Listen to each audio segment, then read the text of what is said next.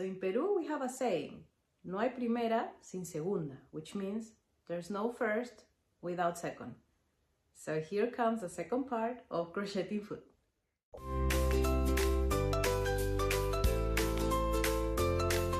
Hi there, how are you? I'm Alexandra and this is Alexandra and I'm Crochet.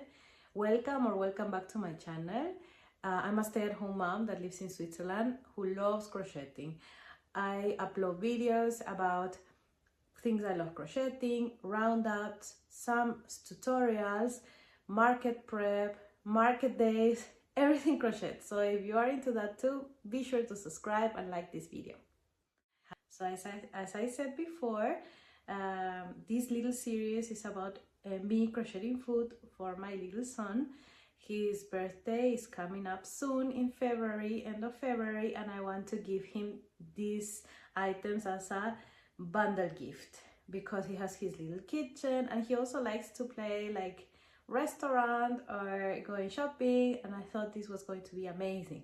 And I also wanted to try out my Christmas present, which was the book Crochet Cafe, which really it's a super nice book. My son told me to do everything, but I don't know how that's possible with the limited time that I have.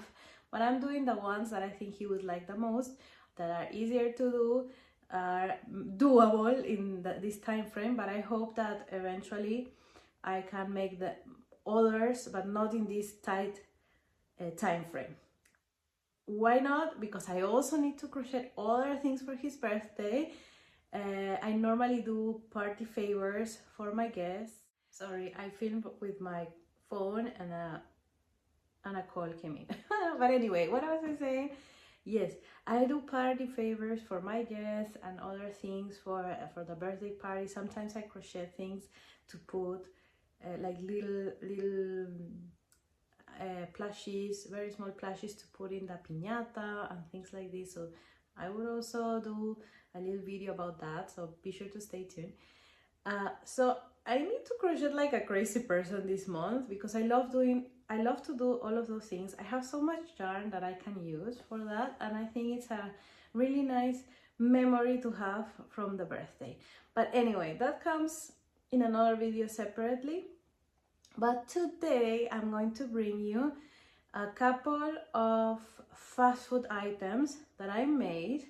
Like every kid, he loves fast food, and although we try not to eat it very often, but he loves it. and then I haven't done this yet. It will come later on the video when I'm finished, but I'm preparing a big surprise for my son. I hope I finish it. But I'm saying it now because I'm trying to hold myself accountable. But there's going to come a big surprise for him that he also wished for, that I crocheted, and it's something sweet. But that will come in there. The first item is a little hot dog. Look at this, how cute is this? So tiny. That's perfect for little hands, you know. That's what I love about this book, that everything is tiny. Of course, I'm making this in cotton yarn, so it's extra small. If you do it in plushy, maybe it will be like super huge, but it's tiny. The sausage comes out, so he can also have, you know, here in Switzerland and Germany, in this area where I live, the German side, it's very typical to eat hot dogs just like that, with a piece of bread on the side. Not necessarily like a hot dog like this, no, that's not so common. So I thought I would have those two pieces separately, so he can decide if he wants to have the hot dog like this, or he wants to put it or if he wants to put it here in the bun. So that's fun. In the book it says to sew it together, but I decided to leave it unsewed. And then here also, these two pieces of bun, I sew them together, but a little different as the book said, because I wanted it to be able to really close like this, and I didn't stuff it too much. Maybe I would stuff it even a bit less so it fully closes, but this is how it looks. Of course, a hot dog has to come with some mustard to put it on The pattern also has the same one in red for ketchup, but I only managed to do the mustard one.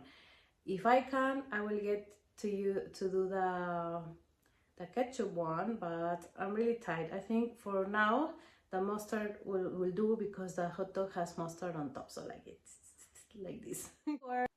Then I made some fries, a pocket of fries. It's so cute. So I made this completely different as what the pattern said. I mean, the pocket, I made it with the instructions, but the fries, I made it differently. In the pattern, it calls to do each one separately. Yeah, but I don't want, I know if I do them separately, they will get lost. So what I did is I made a chain, and then I just chain and slip stitch and chains and slip stitch and single crochets, and somehow I managed to make a string of fries. So I will put this here, then we can just stack it inside here, and then they don't get lost, because as a mom of a toddler, little pieces are my enemy. Then they get lost, and then he gets really sad, and I get really sad that it got lost, and then I have to do it again. And so I think that's the most practical thing, no?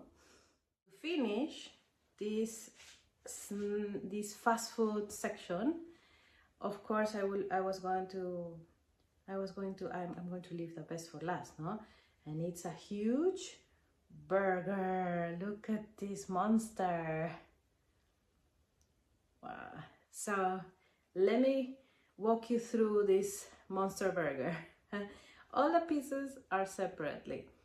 The book also tells you can sew them together, so they are like stuck, but I decided to keep them apart, like the grilled cheese sandwich from the previous video. If you haven't seen that one, I will link it below, of course, so you check it out.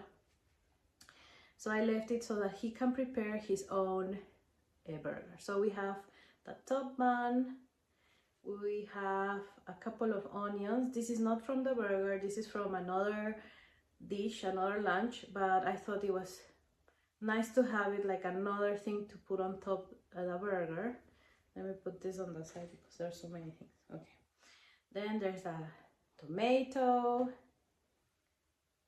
Then there's a piece of cheese. Very simple to do, very fast. Then there's the burger. A lettuce. I love the lettuce look. It looks so real. And the bottom bun. So the buns, I think the pattern said that you could put like a carton cut in a circle carton, and then so it remains more stable. But these are without carton, and I think they look pretty stable to me. I just made sure not to overstuff them, and also the way the designer asks you to sew those two pieces together, the top and the bottom, is genius, and it really helps to make a look, a really flat look. So you don't really need to put a carton actually. So I would really recommend to do this one. It was really fun because they were little pieces, so I would make 1 or 2 each night, and it didn't feel like a lot to do. I would really recommend it. And as I said in the video before, this book is really great if you want to improve your skills with sewing pieces, because the design is so well done and the instructions are so clear that you really get a really nice result. And my sewing is not good. It's not so good, and I feel I have improved with this book, so it's really worth it. Still need to crochet the big surprise. It will come to the end of this video, so be sure to stick around, and probably the next video will come back to show you, and I hope I managed to finish it, because that's the big surprise. And the big surprise for my son, and he extra asked me for it. So be sure to stay tuned. See you in a little bit in the next video. Hey, so I'm finally able to record this video. This is the last part of my second video, where I show you all the things that I managed to crochet from 2 food related crochet books that I got for Christmas and as gifts, and that I'm really excited about. Until now they've worked great. I've restocked my son's play kitchen and we've been playing restaurant with a lot of food options, and that has been great. So if you were thinking of buying those books, those crochet books, I would really recommend them to start stocking up your kids' kitchen if you're a mom like me. And if you're not a mom, it also works out if you work, I don't know, in a play center and then you have to restock also a kid's kitchen, great. Or if you just want them for yourself or as a keychain, those are really, really cute. So the last piece, it was a surprise piece that I made. It took me so long to make, and it's a birthday cake. Oh my god. So the story of this cake is it appears just like this, not the same colors, some details are missing that I decided not to go with it, but my son saw this this cake, this big cake, and because it had 4 candles, he wanted one for himself because he turned 4. So he was really obsessed with me making that, and I worked on it little by little every night until I finished it for his birthday. And he was so excited, and whenever we would sing with a real cake, he would bring this cake with and put it on his side.